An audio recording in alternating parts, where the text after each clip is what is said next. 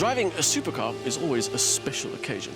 Even if you don't get to power it through some challenging corners or get it up to proper speed, the looks, the noise, the fact that you are briefly the center of everyone's attention makes it a brilliant experience. But sometimes driving a supercar can become even more special.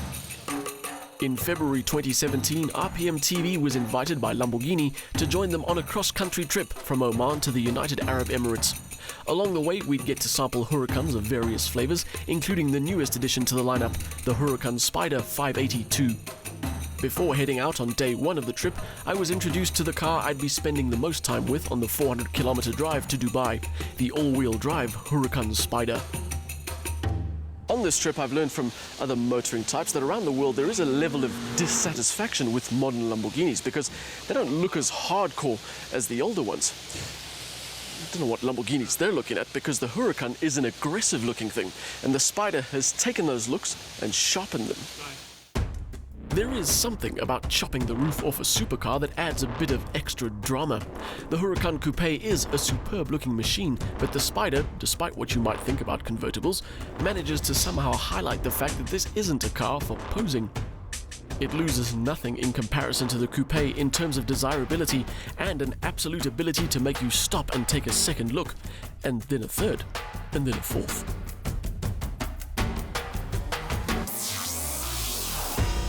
Multiply that by the 4 cars in our convoy, and that's a lot of looks.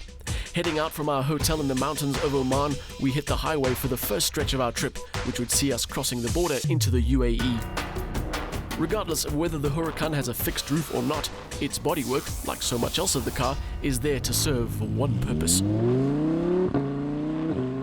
Lamborghini have tried their own approach to performance with this car, and it starts with the shape that is basically as aerodynamically efficient as possible, so it doesn't need extra wings and spoilers and such like.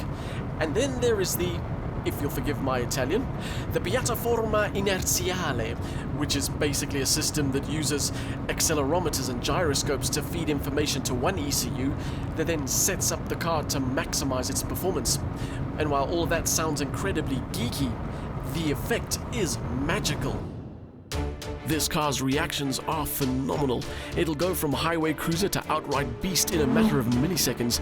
All it takes is a prod of the accelerator or a flick of the driving mode switch.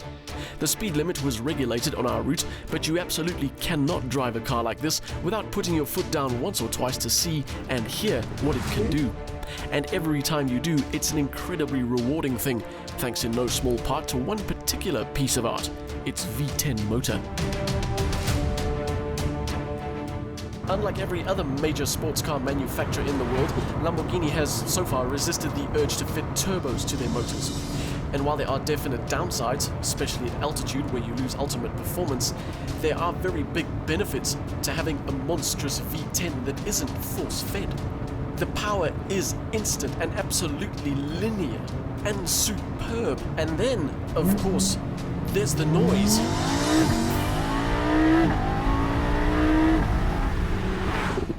It's an absolute joy. Combine that with a 449 kilowatts, 560 newton meters, and a 3.4 second 0 to 100 time, and you have something that you never ever get tired of experiencing. This trip wasn't just about blasting through the desert though, there were some lessons to attend.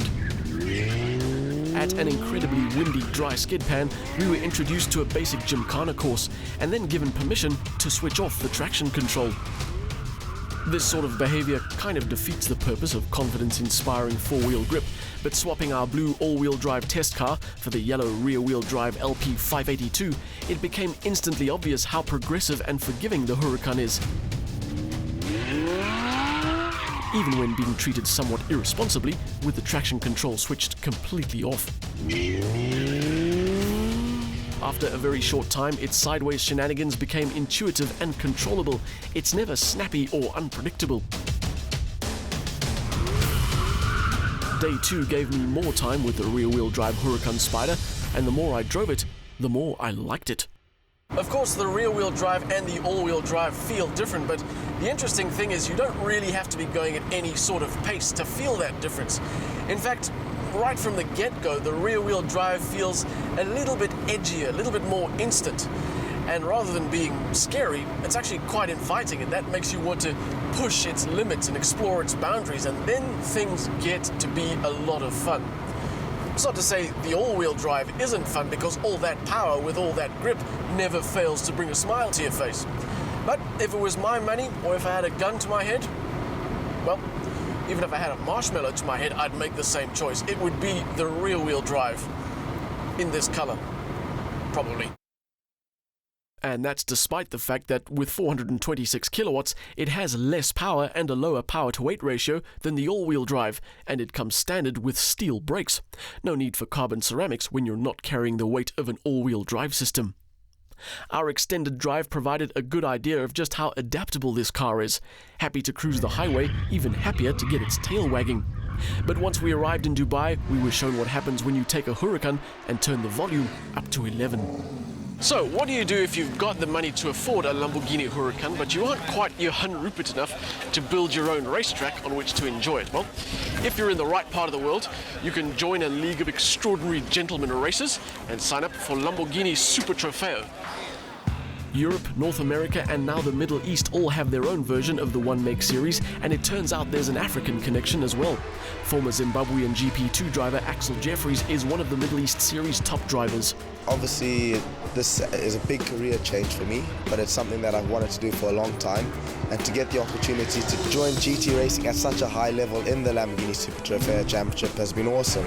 And then on top of that, we've been put into the Young Driver Junior program. So that's good. Everything's moving in the right direction. A return to single-seater racing isn't completely off the cards for Axel, but right now his attention is focused on Super Trofeo. Ideally, we would like to compete in the European Championship this year.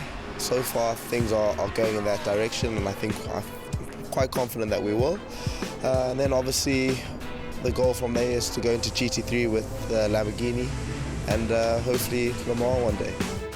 Considering Axel and his teammate ended up winning the inaugural Middle East Super Trofeo Championship, the prospect of seeing a Zimbabwean flag on a car at Le Mans is a fairly good one. Race day at the Dubai Autodrome brought our Lamborghini road trip to an end. It was 2 days and 400 kilometers that underline my respect for the Huracan. I said at the beginning that driving a supercar is always a special occasion, but this trip has been something beyond. We spent a few days with these cars, blasting through some brilliant desert scenery with an amazing V10 soundtrack accompanying us the whole way. We even got to spend a day at the races. And what it's brought home about the Lamborghini Huracan is that it delivers style and comfort and an enjoyable drive when you want it to, and real driving thrills when you need it to. And it is a super talented supercar.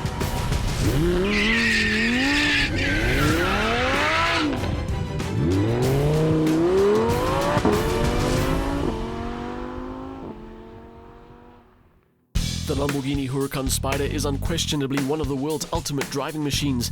Its power, handling and driving involvement make for a superb experience. The rear-wheel drive is arguably the more pure driving machine, but the all-wheel drive option is no less enjoyable. Perhaps less appreciated in both cases is the Huracan's ability to operate as a comfortable cruiser, something we were lucky enough to experience on our Middle East road trip.